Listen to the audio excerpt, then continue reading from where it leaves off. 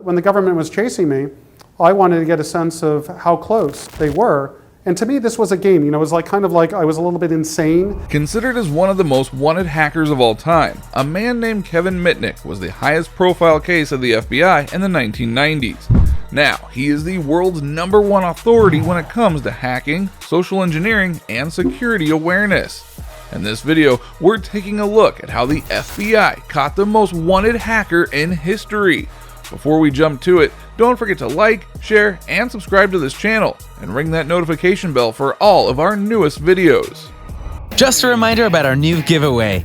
We're giving away the new iPad Pro or the new iMac Pro. The choice is yours. All you have to do is watch the full video, leave a like, comment the keyword hidden in the video, and make sure you're subscribed. It's that simple. Hacking and social engineering. In today's digital age, having the edge of understanding systems that run the digital world can provide quite the advantage. For some, this can lead to a means of leverage that is most often for one's personal gain. This is what hackers are known for, being able to gain the upper hand when it comes to activities that seek to compromise digital devices such as computers, smartphones, tablets, and even entire networks. While most refer to hacking as some sort of gadget wizardry that is used for unlawful activity, it can also refer to a manipulation of psychology into tricking a mark into providing precious data, mostly for malicious intent. Doesn't that look like an ordinary charging cable to you? Yeah. We could remotely command the cable to install malware on your computer. And while hacking is typically technical in nature, the tactics that involve behavioral manipulation is referred to as social engineering. Within these two concepts, hacking and social engineering is where Kevin Mitnick is known for. Born in Van Nuys, not far from Hollywood, in 1963, Kevin grew up in LA and attended James Monroe High School in LA, California. It was in high school where he became an amateur radio operator, exposing him onto the technical know-how of the radio room, providing first-hand understanding on certain equipment and even regarding electronic wavelengths and signals. But his inclination towards technical hackery didn't start there. Even at the early age of 12, Kevin used his talent and understanding of social hacking in order to skirt something as basic as the public bus system. With the Los Angeles transit system using a standard punch card for riders, Kevin observed the practice of specific holes on bus tickets and how bus drivers used the same hole puncher.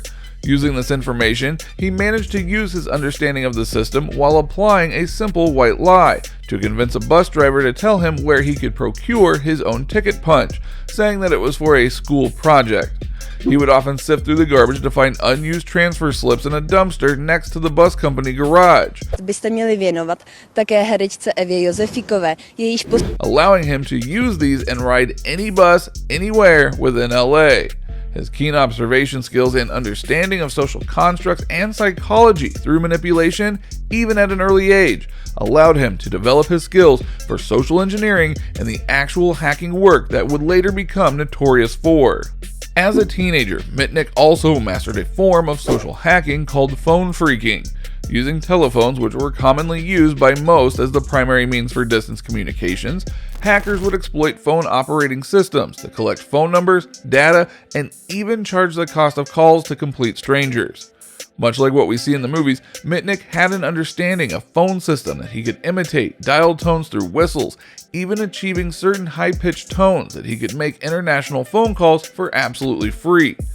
And what can be said is using his talents more for mischief rather than malintent, Kevin, with the help from friends, would hack into a McDonald's drive-thru speaker using a modified two-way radio, overriding the system, allowing him to gain access to the speaker from across the street, instead of the McDonald's employee inside. I'd say, "You're the 100th customer today. Your order is absolutely free. Please drive forward." Now, these playful pranks would lead to more serious attempts at bypassing systems and his continuing efforts at increasing his skills. In 1979, at the age of only 16, Mitnick hacked his first computer network when his friend gave him the phone number for the ARC, a computer system that was used by Digital Equipment Corporation, or DEC, to develop its multi-user time-sharing operating system software. Mitnick copied the company's software, which later would be a criminal offense that he would be charged and convicted for. In 1981, Kevin and his friends hacked the mainframe Cosmos computer system of Pacific Bell, a phone company that is now owned by AT&T. And what seemed like more of his usual tricks and pranks, he would divert and intercept calls from the phone lines, which led to numerous consumer complaints. Kevin took it a step further, however, when he went beyond his hacking and snuck into the Pacific Bell building and took manuals and documents containing vital passwords. His plan was to photocopy the manuals and return them without anyone noticing. This plan backfired, however, when a friend ratted him out to the police, thus placing him on a watch list, leading to an arrest and getting sentenced to 3 months in jail and a year under probation. After clearing his arrest and probation sentence, he simply went forward with his next project, hacking the United States National Security Agency, NSA. In other words, Kevin was wiretapping the wiretappers. So I thought, what would be the most interesting thing to wiretap as a kid? And I figured that would be the NSA. In 1982, Kevin hacked the North American Defense Command, or NORAD. In 1983, while studying at the University of South Carolina, Mitnick gained access to the ARPANET, a precursor to the internet used by corporations, universities, and the Army. Surely, Kevin was becoming more adept at pursuing projects with ease. However, in 1988, his past achievement caught up to him somehow. Along with a friend who worked at a research lab at DEC, the company Kevin hacked almost a decade earlier, Kevin gained access to the company's internal network with a goal of stealing the source code of a particular operating system. Once again, not having learned from his past betrayal, Kevin's accomplice turned him in and informed DEC regarding the hack, which led to a sting operation by the FBI. It was just to see if I could actually do it. Oh, I see. This time, Mitnick was sentenced to 1 year in prison, 3 years of probation, and a 6-month program to treat what was then known as computer dependency. Mitnick complied and went through the duration of his sentence until near the end of his probation, when Mitnick once again hacked into Pacific Bell voicemail computers. After violating yet again, a warrant was issued for his arrest. This time, Mitnick fled, becoming a wanted fugitive. The Fugitive. The U.S. Department of Justice claims that during his time as a fugitive, Mitnick gained unauthorized access to dozens of computer networks and used cloned cellular phones to hide his location and copy software. Mitnick hacked companies like IBM, Nokia, and Motorola. Motorola had a bunch of security, technical security, but it only took me 15 minutes with a good gift of gab to get the crown jewels. Intercepting and stealing computer passwords, altering computer networks, and collecting valuable emails. During this time, Mitnick steadily climbed the most wanted chart of the FBI. While the FBI was hunting him down in the early 90s, Mitnick had changed his name and moved to Denver, working for a local law firm as an IT specialist. Now, with a slight limp and fitter looking than most wanted posters, Kevin was known as Eric Weiss. Kevin, or rather Eric, was pretty good at his job as a systems administrator, providing computer security and even beefing up the firm's switch to more secure systems. The ruse went on for a few years, until 1995, when Mitnick hacked into the computer of a research scientist named Tsutomu Shimomura. The scientist had traced the hack to a modem connected to a cell tower near Raleigh, North Carolina. Mitnick, who was then 31, was caught by the FBI and charged with 14 counts of wire fraud, 8 counts of possession of unauthorized access devices, unauthorized interception of wire and electronic communications, and unauthorized access to a federal computer and causing damage to a computer. Following years of hiding and a well-publicized manhunt, Kevin Mitnick pleaded guilty and was sentenced to 46 months in prison, plus 22 months for violating the terms of his 1989 supervised release sentence, also for computer fraud. He served 5 years in prison, 4.5 years pre-trial, and 8 months in solitary confinement. According to Mitnick, he spent so much time in solitary because of fear of saying that a judge was convinced by law enforcement officials that he had the ability to start a nuclear war just by whistling into a payphone.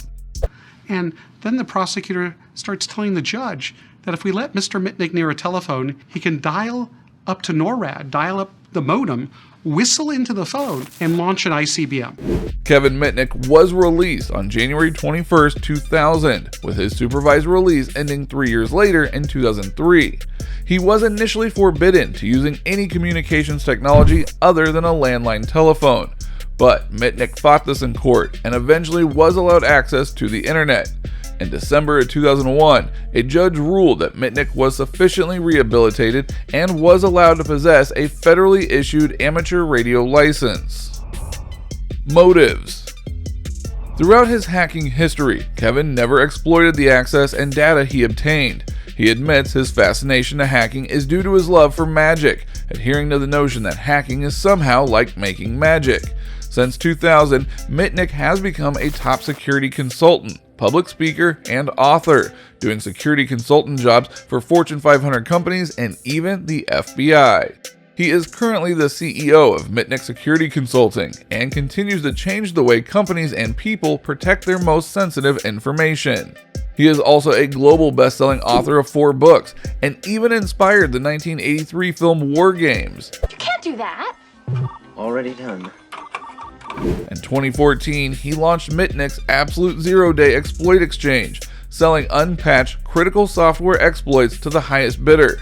Despite his playful games with the authority, Kevin Mitnick is highly regarded in the IT industry and is revered not only for his legendary skill and story, but his ability to turn his life around for the better.